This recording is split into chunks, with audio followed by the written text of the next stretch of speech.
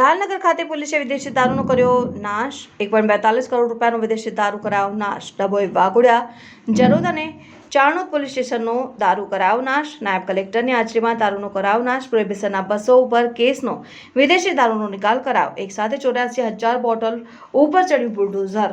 આજ રોજ ડભોઈ ડિવિઝનના ડભોઈ, ચાણોદ, જરોદ અને વાઘોડિયા પોલીસ સ્ટેશનના વિદેશી દારૂના મુદ્દામાલનું નાશનું આયોજન ડભોઈ ખાતે રાખવામાં આવેલ હતું, જેમાં એસડીએમ સાહેબની આગેવાનીમાં આ 4 પોલીસ સ્ટેશનના આશરે 219 જેટલા ગુના, 84,000 જેટલી બોટલ અને 1,42,58,000 જેટલો મુદ્દામાલનો નાશ કરવામાં આવેલ છે।